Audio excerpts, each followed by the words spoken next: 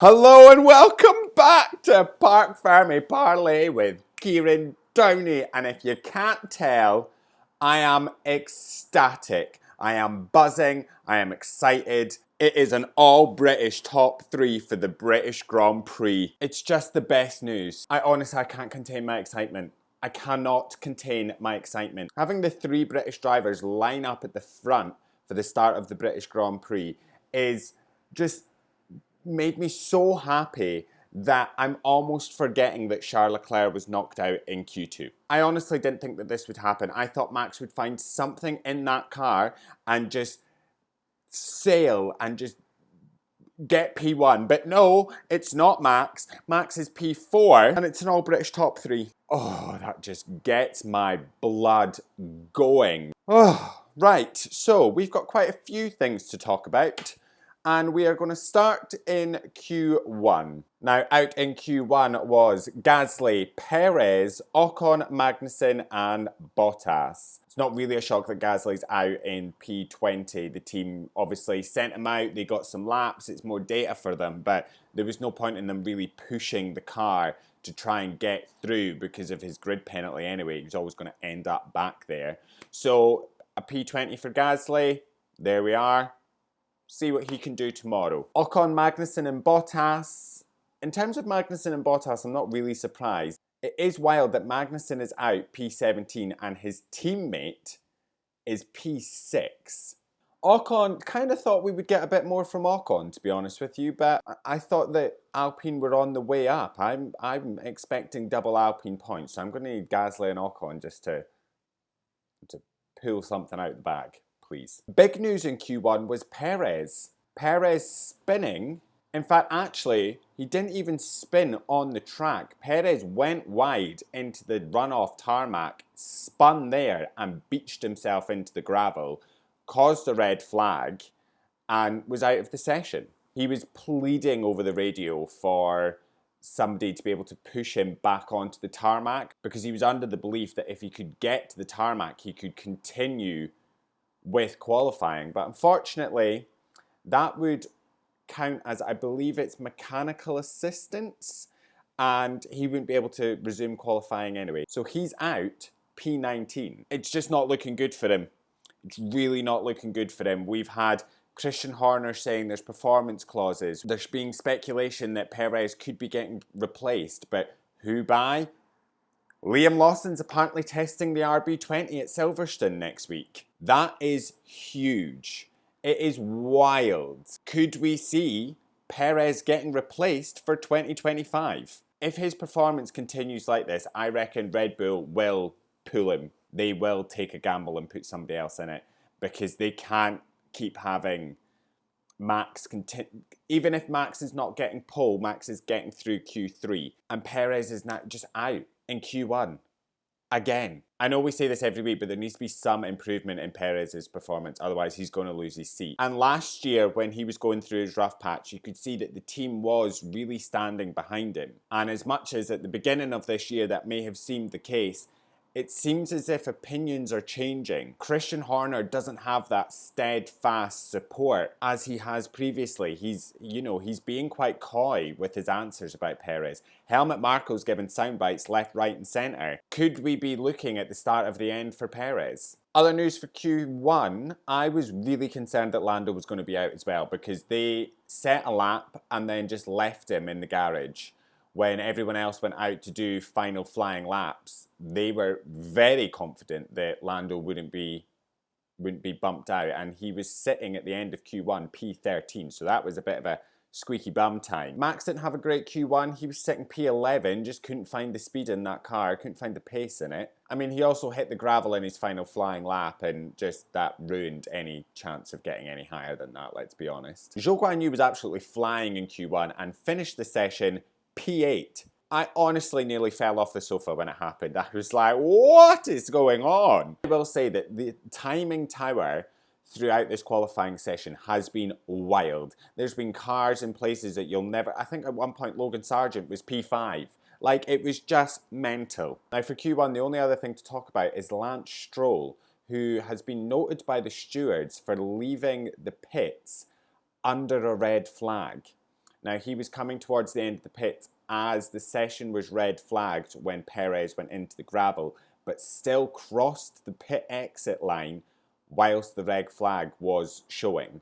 So at the time of recording, we don't know if there'll be any punishment. I imagine there will be something. All right, now moving on to Q2, and the drivers out were in P15, Danny Rick, 14, Zhou Guanyu, 13, Yuki Tsunoda, 12, Logan Sargent, and 10, Charles Leclerc. Why?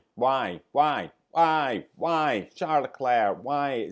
I can't take much more of Leclerc being out and just having poor qualifying. This is the same man who was killing it in qualifying. He was known, he was Mr. Saturday. And what are you doing to my boy, Ferrari? Oh, I can't. Every week, it's the same thing now. I'm just had enough. It's important to note that Ferrari are also running the old spec of the car. They've gone back to the Imola spec. Now, apparently that was to do with the weather conditions and some of the upgrades not performing how they thought it would. But Leclerc just couldn't find the pace. He was struggling on his tyres, and it's just, I can't take much more.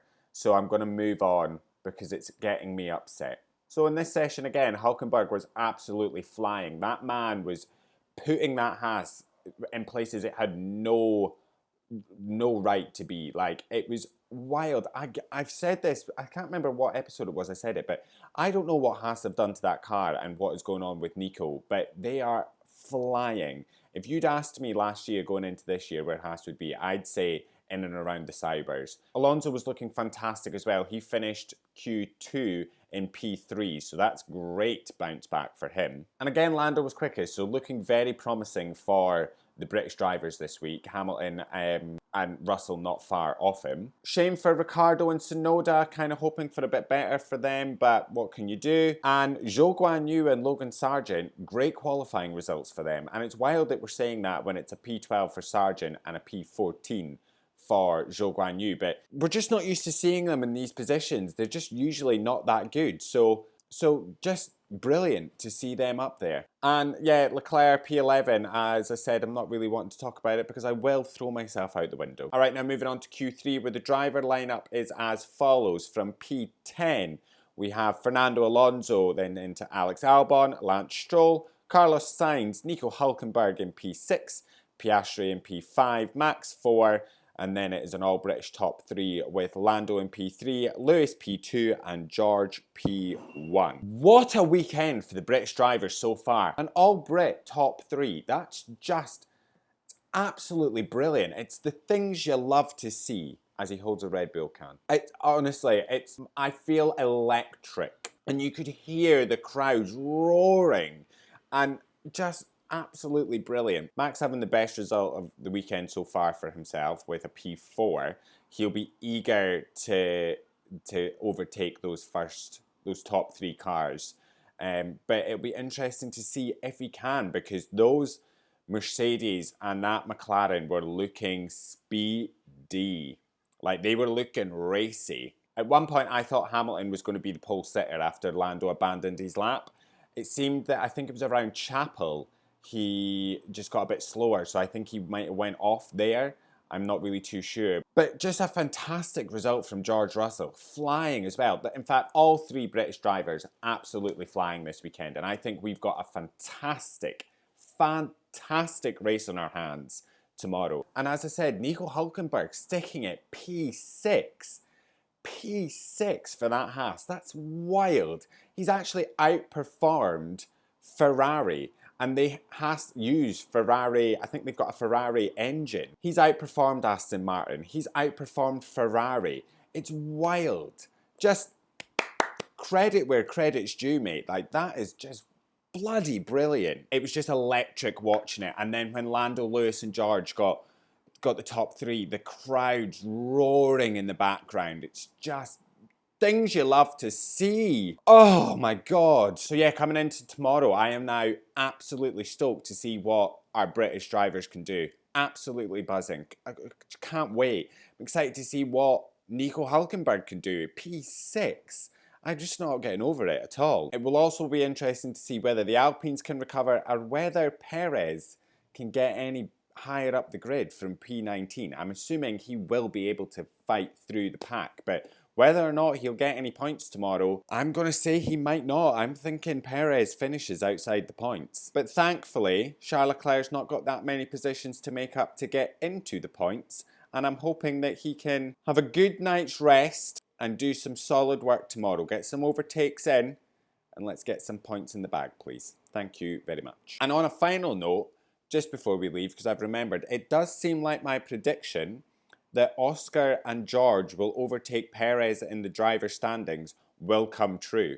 I mean, George is P1, Oscar's P5, Perez is P19. To me, that's looking like a P8 for Perez in the standings. All right, that is everything from us. We will be back tomorrow after the race for what I'm sure is going to be a recap and a reaction to a very, very good race. I'm hoping for very good things. I think we have quite the race on our hands tomorrow, and I am very excited. But I will see you then. Enjoy the rest of your day. Love you. Bye.